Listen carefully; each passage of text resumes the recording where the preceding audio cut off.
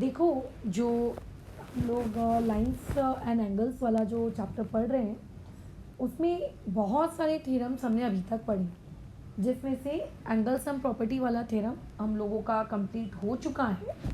अब हम लोगों को जो नेक्स्ट थ्योरम की तरफ मूव करना है वो बेसिकली एक्सटीरियर एंगल थ्योरम है, जिसको शॉर्ट फॉर्म में मैंने टॉप में लिख के रखा है EAT ईट। तो आज के थ्योरम का नाम क्या है? It is exterior angle theorem.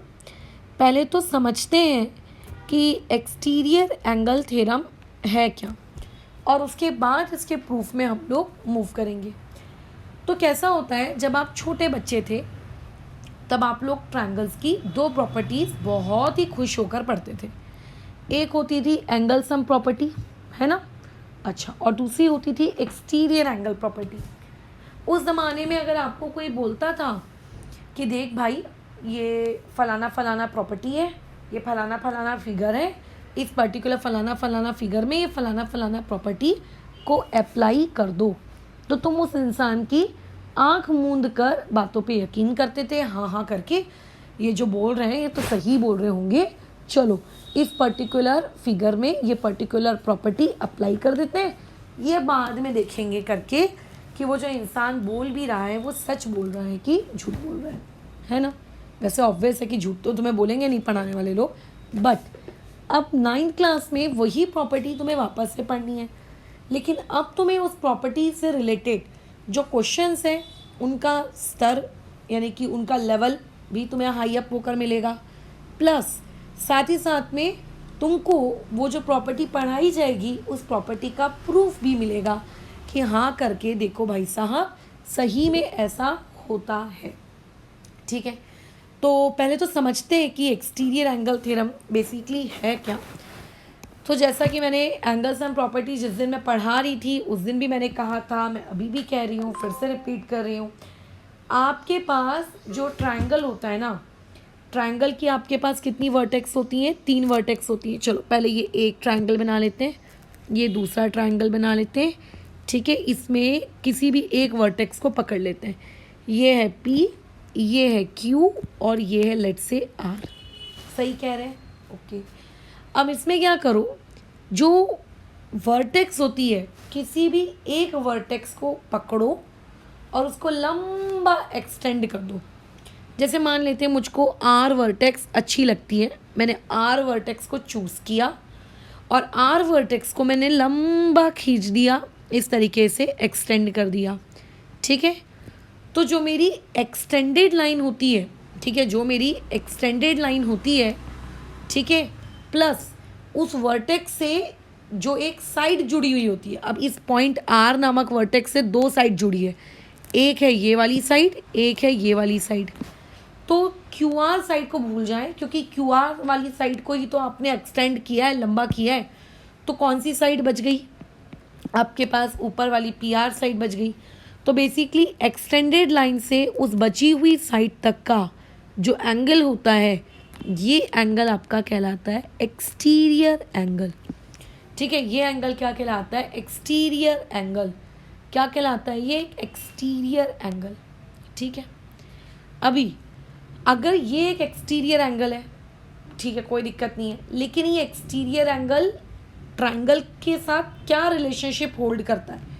तो अब देखो, ट्रायंगल के पास टोटल 3 एंगल्स हैं। लेट से यहाँ से लेके यहाँ तक एंगल नंबर 1, लेट से यहाँ से लेके यहाँ तक एंगल नंबर 2, और लेट से यहाँ से लेके यहाँ तक लेट से एंगल नंबर 3। तो ये जो एक्सटीरियर एंगल का थ्योरम है, ये एक्सटीरियर एंगल का थ्योरम ये कहता है हम सभी लोगों से कि जो एक्सटीरियर एंगल होगा, बाहर वाला एंगल, वो बाहर वाला एंगल क्या करता है? अपने बाजू वाले एंगल के साथ ऐड होने से, सब्ट्रैक्ट होने से, मल्टीप्लाई होने से, डिवाइड होने से, कोई भी काम करने से मना कर देता है। ठीक है, एकदम मुंह पे मना, जा मैं तेरे साथ नहीं रहूँगा, इस टाइप से। तो एक्सटीरियर एंगल के बाजू में आपको कौन सा एंगल दिख रहा है, जरा देखें और बताएं। तो एक्सटीरियर एंगल के बाजू में तो एक ही एंगल है उससे चिपक कर, और वो है आपका सबका प्यारा एंगल नंबर 3।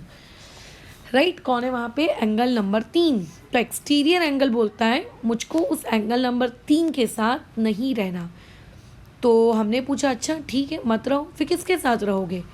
तो वो जवाब देता है कि देखो देखो, वहाँ दूर में एंगल नंबर 1 है, वहाँ दूर में एंगल नंबर 2 है, तो मैं उनके साथ रहूँगा। तो किसी भी एक्सटीरियर एंगल के पास जो उसका बाजू का एंगल होता है ट्रायंगल के अंदर वाला, अगर आप उसको छोड़ दें तो जो दूर के एंगल होते हैं उन दूर के एंगल को कहा जाता है रिमोट इंटीरियर एंगल। पहले तो इंटीरियर इसीलिए कहा क्योंकि ट्रायंगल के अंदर है, और रिमोट इसीलिए कहा क्योंकि वो दूर के एंगल्स हैं।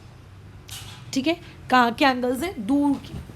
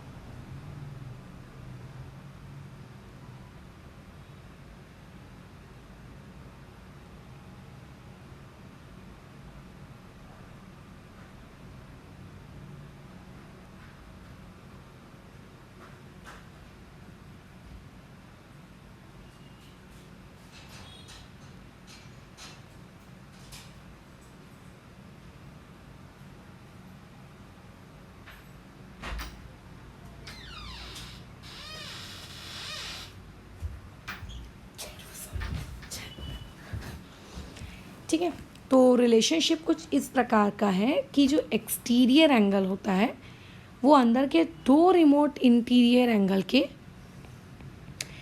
एडिशन के बराबर होता है। इसी पर्टिकुलर थ्योरम को हम लोग एक्सटीरियर एंगल थ्योरम कहते हैं। ठीक है, ज़रूरी नहीं है कि आप जो ट्रायंगल बनाएं उसमें आपको एक्सटीरियर एंगल ऐसा हमेशा सीधा दिखे, जैसे कल को मान सकते हैं ऐसा भी हो सकता था। देखो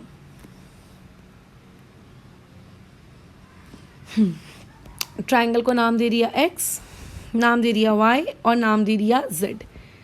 मैंने वर्टेक्स x को इस बार चूज़ किया और एकदम सीधा सीधा सीधा सीधा सीधा सीधा उसको एक्सटेंड कर दिया।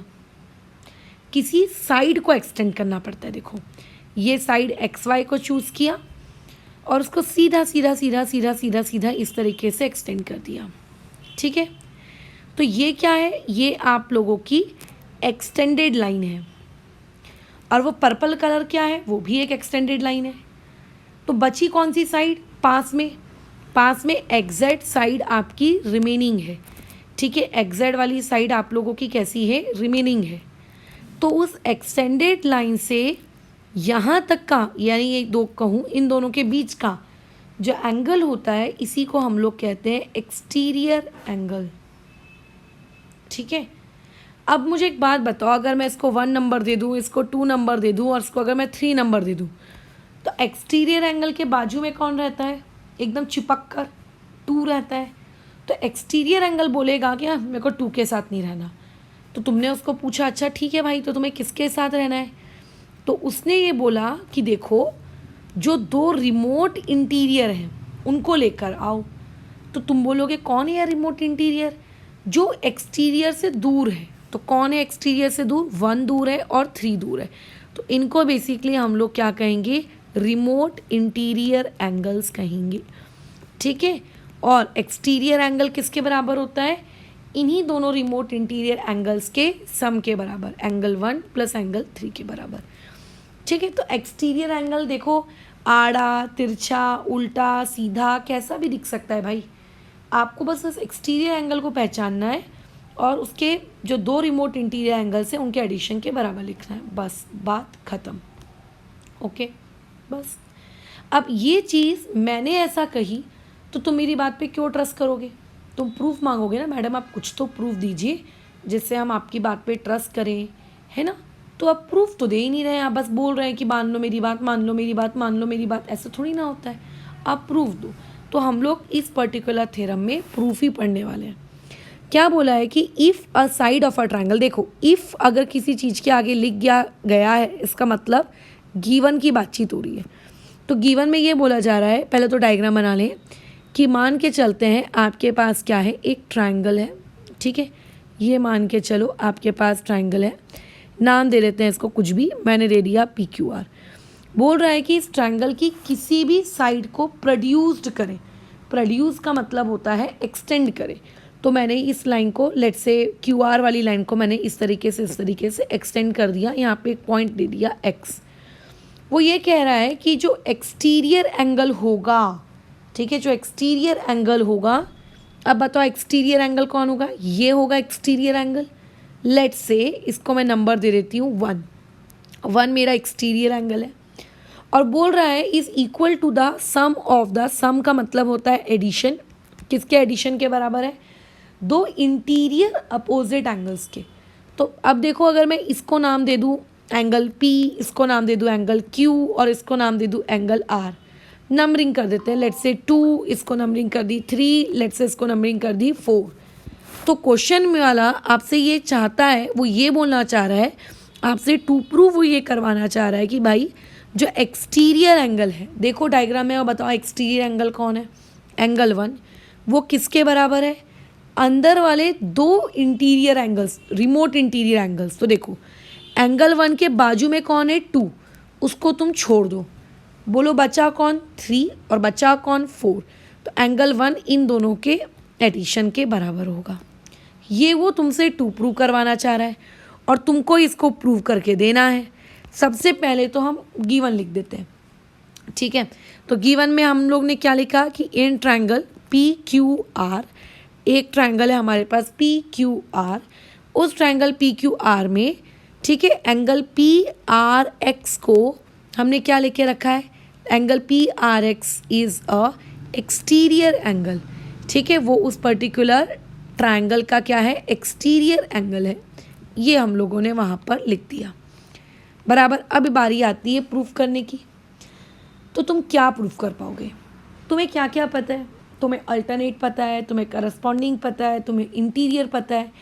क्या इन तीनों में से कोई भी प्रॉपर्टी आप यूज़ कर सकते हो क्या? नहीं मैम, कैसे यूज़ कर सकते हैं? लाइंस तो कुछ पैरेलल दी ही नहीं है, तो कैसे यूज़ करें? मतलब ना अल्टरनेट लगेगा, ना करस्पॉन्डिंग लगेगा, ना इंटीरियर लगेगा, ऐसा सोचा करो। वर्टिकली लगा ले क्या? वर्टिकली के लिए तो दो लाइंस इंटरसेक्ट करनी चाहिए, यहाँ तो इंटरसेक्ट वाला भी कोई सीन नहीं दिख रहा है। खैर बचा क्या? लीनियर पेयर बचा। क्या लीनियर पेयर लगा सकते हैं? बिल्कुल लगा सकते हैं।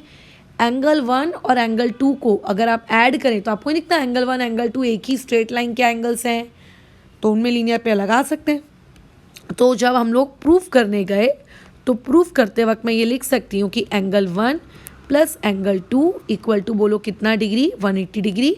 और इसका रीज़न दे देते हैं linear pair and give it equation number 1। और कौन सी प्रॉपर्टी लगा सकते हैं? ट्रायंगल वाले टॉपिक में आपको चाहे कुछ याद आए या ना आए, आपको ये ज़रूर याद आना चाहिए कि वहाँ पर हम एक और प्रॉपर्टी लगा सकते हैं, वो होती है एंगल सम प्रॉपर्टी।